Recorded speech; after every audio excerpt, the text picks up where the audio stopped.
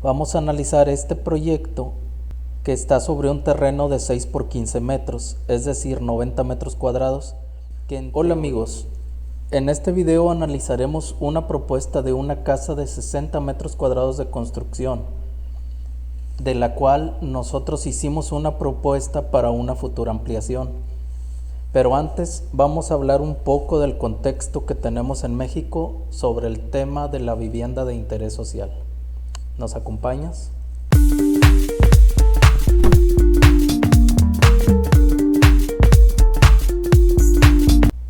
Muy bien. La vivienda de interés social o casas para pobres, como despectivamente se le llama, es uno de los temas más olvidados por el gobierno aquí en México. Y no estamos hablando del tema de que no se construyan casas, al contrario, todos los años se otorgan miles de créditos, el problema es que es para mini casitas. De los principales problemas que tenemos es el tamaño de las viviendas, pero aún el problema más grave es la funcionalidad y todavía más la nula preparación para una futura expansión. En México el encargado de otorgar los créditos es el Infonavit, pero aclaremos que ellos no construyen.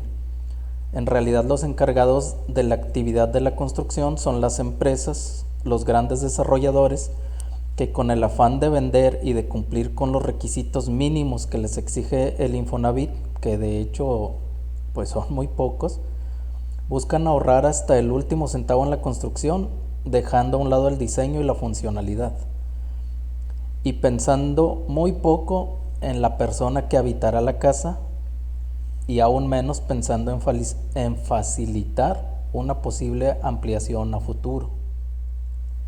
Hace poco se intentó hacer un experimento por parte del Infonavit en el cual invitó a despachos de arquitectura reconocidos aquí de México a realizar propuestas arquitectónicas que pudiesen dar solución a esta problemática. Pero desafortunadamente los medios se enfocaron en los proyectos más bonitos y vistosos o en los diseños más atrevidos y dejaron a un lado algunos proyectos que posiblemente ofrecerían una mejor solución al problema, por lo cual desde mi personal punto de vista creo que el experimento no ofrecerá grandes cambios. Por nuestra parte quisiéramos, al menos por este medio, tratar de aportar algo y desde nuestro punto de vista ofrecer alguna alternativa. Vamos a analizar este proyecto que está sobre un terreno de 6 por 15 metros, es decir, 90 metros cuadrados, que en teoría sería la superficie mínima que debería de tener una casa en México. Aunque al final los grandes fraccionadores terminan dándole la vuelta a la ley con las casas dúplex, tríplex, con los regímenes en condominio, etc. Como recomendación, sácale la vuelta a todo este tipo de construcciones que te acabo de mencionar, ya que solo te generarán problemas de toda índole. A nuestro parecer, el primer problema a resolver es el de crear espacios dignos, funcionales y que eviten el hacinamiento, y sobre todo que permitan una posible ampliación de la construcción sin que esto represente costosas modificaciones al proyecto. Vamos a ver esta distribución, la cual es muy socorrida para terrenos de estas dimensiones. Vamos a evaluar sus ventajas, sus desventajas y las posibles opciones de ampliación. La vivienda se podría construir por etapas en un momento dado, pero al contar con el proyecto de ampliación, esto ya es de gran ayuda. Este proyecto tiene una superficie total de construcción de 60 metros cuadrados, que a nuestro parecer debería ser lo mínimo que debería de requerir a Infonavit para poder otorgar un crédito.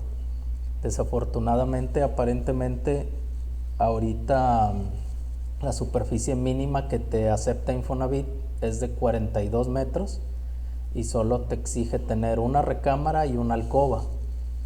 Pero bueno, vamos a analizar esta opción y ahorita la comentamos. Como les comenté, es un terreno de 6 por 15 metros. Aquí estamos proponiendo un espacio para cochera, un espacio para sala, comedor y cocina. Estos muebles son tamaño real para que te puedas dar una idea de lo que pudiese caber.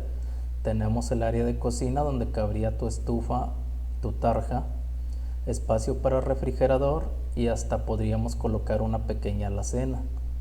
Todavía podemos ver algunos espacios donde bien acomodado podríamos poner más cosas. Entonces aquí estamos proponiendo lo que es la cochera, el espacio corrido para sala, comedor y cocina. Aquí estamos dejando un pequeño espacio para jardín. Y inmediatamente aquí podemos acceder a lo que sería una recámara donde se podrían instalar 2 camas individuales, su closet, inclusive, que no sería lo ideal, pero si se pone una litera ya tendrías espacio para 3 personas. Aquí te estamos proponiendo lo que es el baño y otra recámara que pudiese ser la principal, entre comillas, que tendría una cama matrimonial y su closet. Para tener acceso a la lavandería tendríamos que salir al patio y ya llegaríamos a esta área donde estaría nuestro lavadero y nuestro calentador de agua. Como ven, aquí incluso nos sobra algo de espacio dentro de este terreno para dejar un patio, pues para lo que se ofrece, ¿verdad? Para tender ropa, para realizar una pequeña reunión. También estamos dejando lo que es una pequeña área de jardín. Siempre es importante, tanto por reglamento, se deben de dejar áreas de jardín.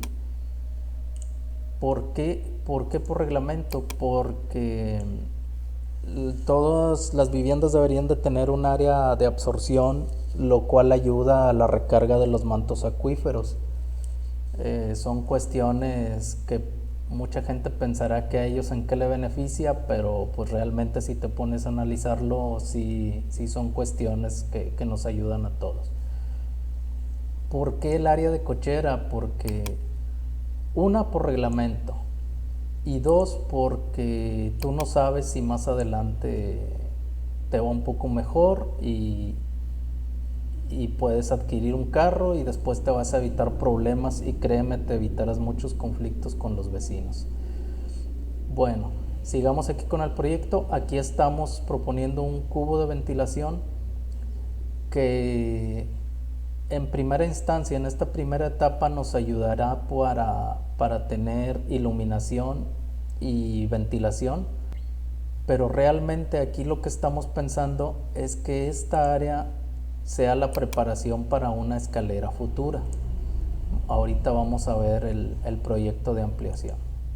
Entonces aquí ya estamos pasando a lo que es nuestra propuesta para la ampliación. La planta alta quedaría tal cual, no tendríamos que mover muros, no tendríamos que hacer nada.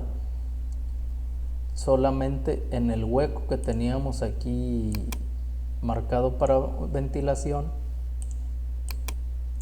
pondríamos lo que es la escalera, que inclusive hasta aquí subiría.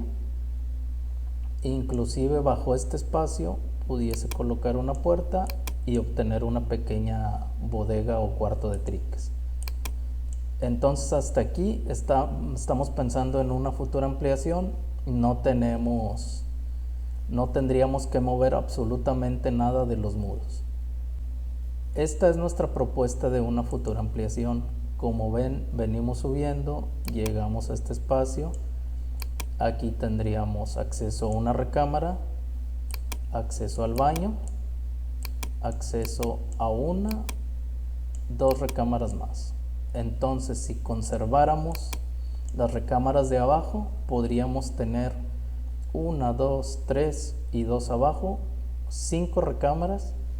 Inclusive nos dio para un área de estancia muy amplia y hasta podríamos meter un detalle de un balcón.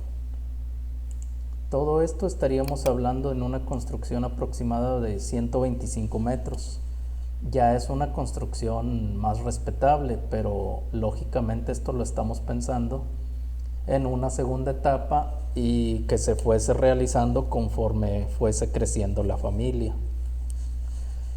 Entonces, pues como pueden ver, aquí sin afectar tanto el proyecto, aquí seguimos contando con áreas libres. Incluso todavía podría crecer más, aquí se pudiese hacer una recámara adicional, pero ya entonces sí ya sería un proyecto más ambicioso.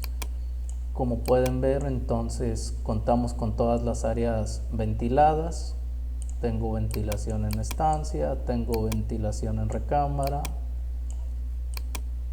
El único pecado que le pudiese ver a este proyecto de ampliación sería que este baño no tendría ventilación, igual el de abajo, pero igual aquí se me ocurre, ya sacrificando un poquito el tema de la recámara, pudiésemos dejar un hueco de ventilación aquí para ventilar tanto este baño como el baño de abajo. Esta disposición es muy común que se emplea aquí en México porque es la que más te facilita hacer un proyecto pequeño. Desafortunadamente aquí se meten las famosas alcobas, que es lo que mínimo que te pide Infonavit, una recámara y una alcoba, y definitivamente el espacio de la alcoba no te sirve para nada. Terminas demoliendo muros y afectando el proyecto original, lo cual te representa muchos más costos. Para nuestro punto de vista, estas son las medidas mínimas que deberían de tener las recámaras para que pueda ser una vivienda digna de una familia. Bueno amigos, esperemos que les haya sido de utilidad el video. Si te gustó, dale like, suscríbete, nos ayudas a seguir creando contenido y nos vemos en la próxima. Saludos.